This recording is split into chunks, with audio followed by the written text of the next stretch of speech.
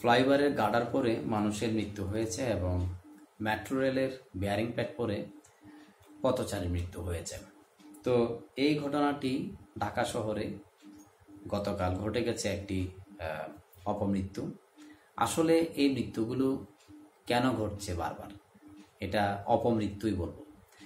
গার্ডার পরক বা bearing pad পরক, bearing pad পরেও প্রাণহানি ঘটেছে, গার্ডার পরেও প্রাণহানি ঘটেছে।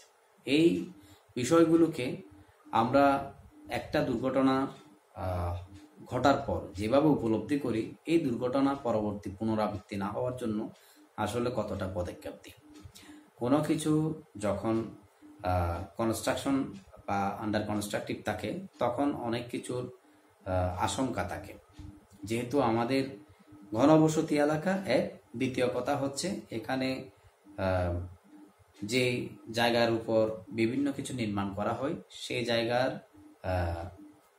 বিষয়টাও কিন্তু ওভারক্রাউডেড এবং মানে পর্যাপ্ত পরিমাণ আশেপাশে জায়গা সেই পরিমাণে থাকে না, এবং এখানে সেই সাথে রয়েছে বিভিন্ন কি অপর্যাপ্ততা। তো এই কারণে এই ঘটনাগুলো আমাদের এখানে ঘটে, কিন্তু ঘটনাগুলো ঘটার পর আমরা যেভাবে আপসেট হই বা এগুলো নিয়ে যত কথা বলি, পরবর্তীতে এই ঘটনাগুলোর পুনরাবৃত্তি না ঘটার জন্য তেমন কোনো শিক্ষা গ্রহণ করি না। আজকে মেট্রো রেলটা হয়েছে 2 বছর প্লাস হয়েছে, 2 বছর প্লাস ধরে এটা সার্ভিস দিচ্ছে। মেট্রো রেলটা কনস্ট্রাকশন গাফিলতি হোক যেভাবে হোক যখন দাঁড়িয়ে গেছে, এখন এটা যেটা ব্যাপার সেটা হচ্ছে টোটাল জায়গাগুলোতে যে বেয়ারিং প্যাড বা অন্যান্য বিষয় রয়েছে এইগুলো রক্ষণাবেক্ষণের জন্য একটা সংস্থাকে সরকারের পক্ষ থেকে দায়িত্ব দেয়া আছে, অবশ্যই দেয়া আছে। তো মেনটেনেন্সের ব্যাপারগুলো যাদেরকে দায়িত্বে দেয়া হয়েছে তারা যদি রুটিন ওয়ার্ক মতো এগুলো প্রপারলি করে, তাহলে এই ধরনের মানে অনাকাঙ্ক্ষিত দুর্ঘটনার মৃত্যু থেকে মানুষ বাঁচে। আমার যে বক্তব্য সেটা হচ্ছে শুধুমাত্র কনস্ট্রাকশন গাফিলতি বিষয়টা এখানে দেখলে হবে না, এটার সাথে বর্তমানে মেনটেনেন্সের যে ব্যাপারটা আছে সেটাও দেখা উচিত এবং তাদের এই বিষয়টা অনুধাবন করা উচিত। বিষয়গুলোকে যদি গুরুত্ব সহকারে দেখা না হয় তাহলে আজকে ব্রেক প্যাড, অন্যদিন আরেকটা ল্যাম্পপোস্টের কি মানে যে মানে পাইপ আছে সেটা পরেও মানুষের অনেক রকম অনেক কিছু হতে, বা এর থেকে আরও অনেক কিছু পরেও মানুষের এই দুর্ঘটনাগুলো ঘটতে পারে।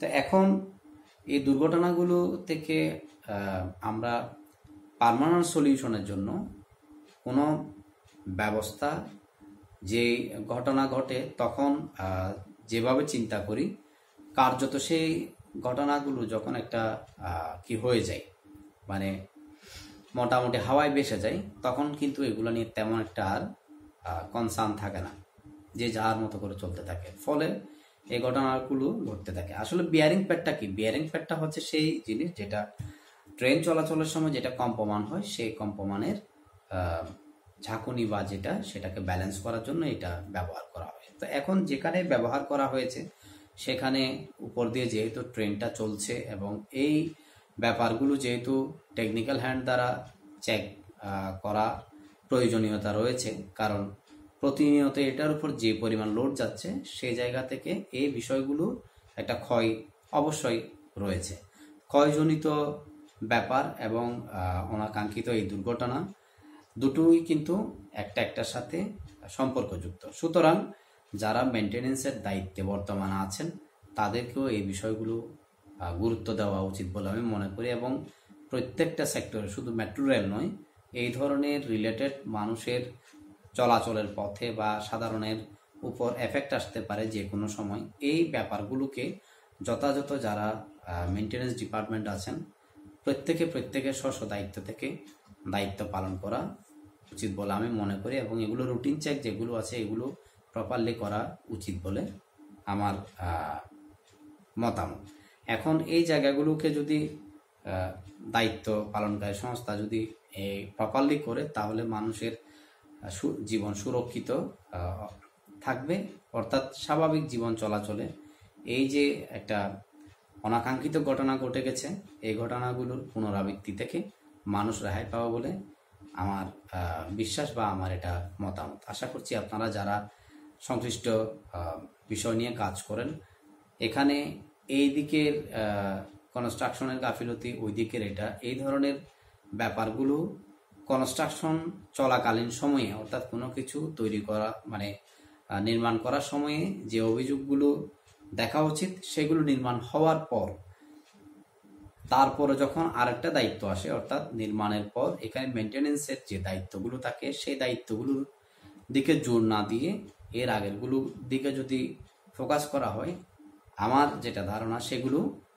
এই তর্ক বিতর্কগুলো ভবিষ্যতে এরকম অনাকাঙ্ক্ষিত ঘটনা থেকে আমাদের বাঁচাবে না, উল্টো আরো বিভীষিকাময় করে তুলবে। সো এখন যে ব্যাপারগুলো প্রয়োজন সেটা হচ্ছে মেনটেনেন্সের যে যারা দায়িত্ব আছেন তারা যেন এই ব্যাপারগুলোকে তাদের রুটিন ওয়ার্কের প্রপার যে কাজ, সে কাজগুলো তারা করেন, এবং তারা যদি করে মানুষের চলাচলে এই যে দুর্ঘটনাগুলো থেকে মানুষ রেহাই পাবে বলে মনে হচ্ছে, এবং কোনো ছোট ছোট বাচ্চার সন্তান এভাবে মানে অপমৃত্যুর শিকার হতে হবে না, বা দুর্ঘটনার এই জীবন হারানো থেকে তাদেরকে হয়তো বাঁচানো যাবে।